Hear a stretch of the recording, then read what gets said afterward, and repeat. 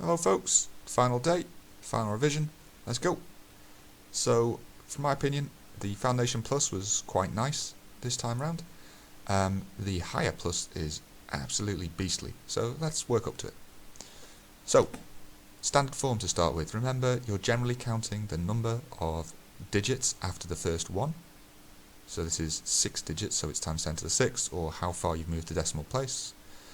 We need to start with a number between 1 and 10, so we start with 4.24 times 10 to the 6.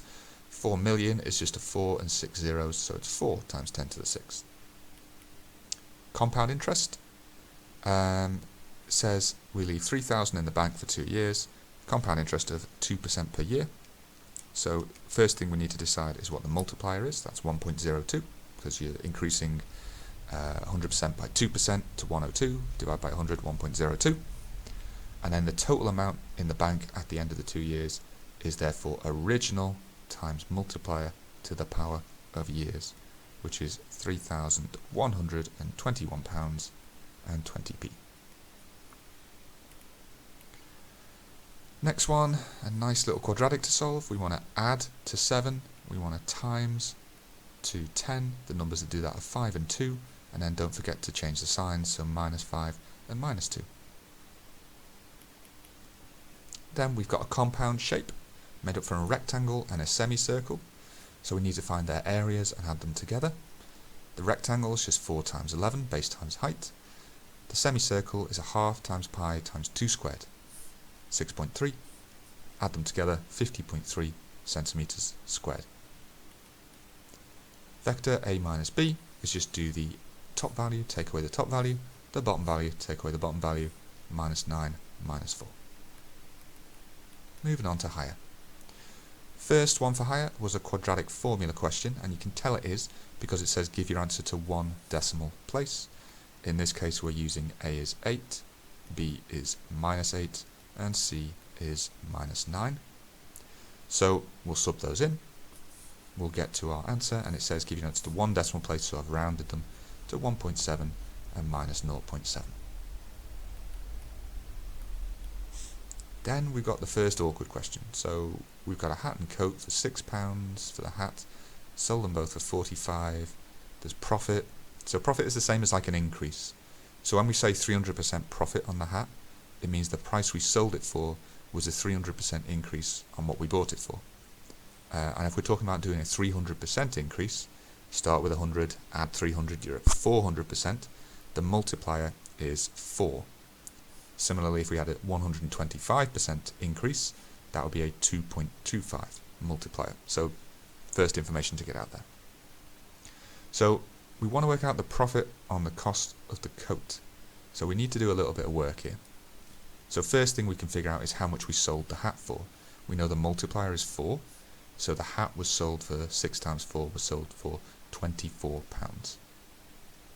Then we can use the 2.25 multiplier backwards to work out how much we bought the items for. We know we sold them for 45, so something times 2.25 gave us 45. We can work backwards by dividing, and we can find out we bought both the items for £20. Now we know the hat cost £6, so that means the coat cost 14, because 6 plus 14 will give me the 20 that I bought them both for. And we can then work out what the coat was sold for, because we know we sold both of them for 45. We sold the hat for 24, 45 take 24 gives 21. Okay? And now we've got everything in place, so we know we sold the coat for 21, we bought it for 14, so the profit, percentage change, 7 out of 14 times 100, 50% profit on the cost of the coat. Good question, that one. Next one, and there was another way of doing this that I didn't do. It says we take a tile at random, replace it, and pick another one. And we want the probability that both tiles have a different letter. Now, most of these letters are different. The only ones that they have in common are the O and the O. But because we replace the tile, it's possible to say pick the P twice. Now, we could do this with a tree diagram, and the reason that I didn't was that I would have had to have drawn my first branch being like, you know, P-O-L-Y-G-O-N, and then do it again. So I thought instead we would use a sample space.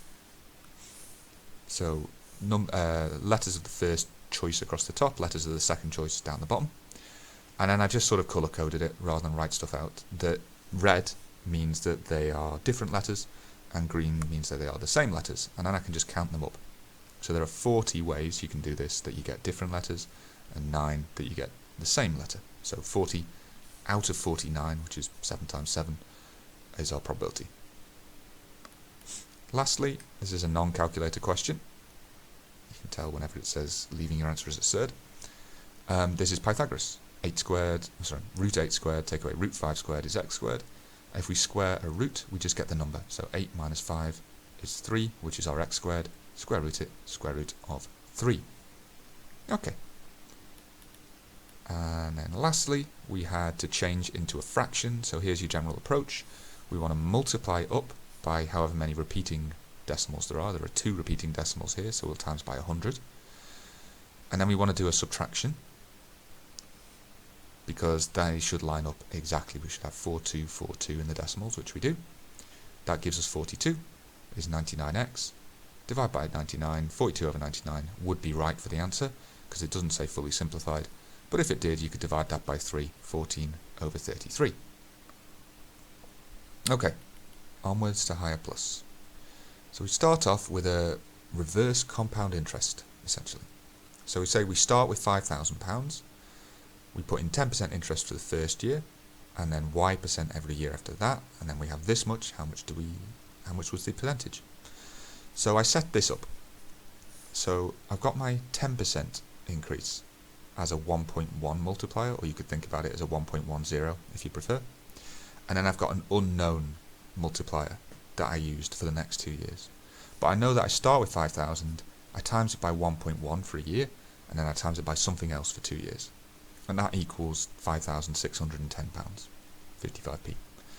So these two, if I multiply them together, give me 5,500. So I'll divide by that to just get this sort of box squared, which is 1.0201. And then I'll square root that to get that this is 1.01. So what multiplier is that? That's 1.01. That is a 1% increase, so y is 1.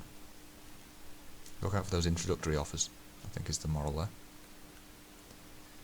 Then we had this. It said the distance between 2 points is 15 to find the value of q. Now this is a Pythagoras question, so we sketch it out. We think we've got minus 3 minus 4 over here, q5 over here. How do we get from one to the other? Well, it's a distance of 15. Y values change by 9 because they're going from minus 4 to 5. And the x values change by q plus 3, or you could think about it as q take away minus 3. Now, this means that 15 squared is 9 squared and this squared, or 15 squared take away 9 squared is this squared. So I'd write that out, and then from that it's now solve this equation. So we'll square 15, square 9, square q plus 3. Remember, if you're squaring q plus 3, you do the bracket twice. That'll give me 144 is q squared plus 6q plus 9. I know the q's and the 9's look very similar.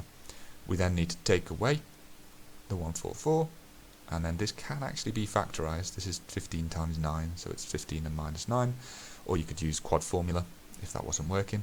This gives me either q is minus 15 or q is 9, and they are both valid answers, so I don't know why it says the value of, when it could have 2 possible values, possibly a little bit lost in translation. Okay. Completing the square isn't too bad. So remember, our general approach is that whatever this number is here, we halve it.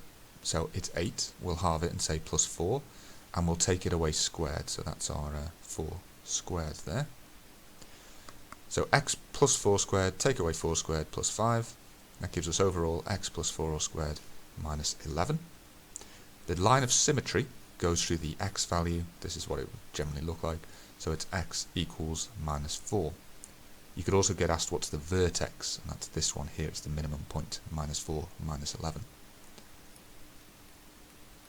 And then we have this one.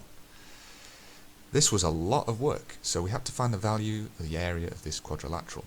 So I start off with this right-hand side here. If I want to find the area of triangles, and they're not nice triangles, I need to do a half AB sine C. So I need to know two sides, and I need to know the angle in between them. Now for this EFG triangle, I do know two sides, I know 7 and 8, but I need to work out this angle in between them. And to do that, I'm going to use the sine rule. So if you think about like the situation that we actually have at the start of this, we've got 8, we've got 7, and we've got 45. So 45 goes with the 7, so I wanted to work out this angle opposite the 8, which you can see there.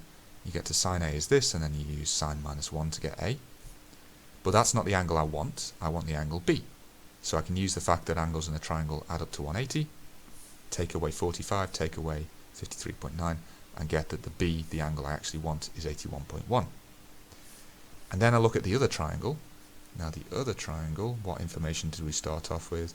We start off with 70 and 50 and 7. And we can work out this is 60 because angles add up to 180.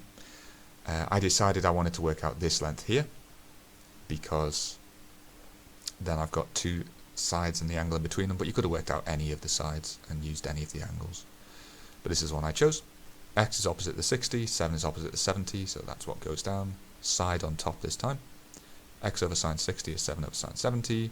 Multiply across by the sine 60, and we'll get that X is 6.45. And then we can go across to here and find the area of each of these things.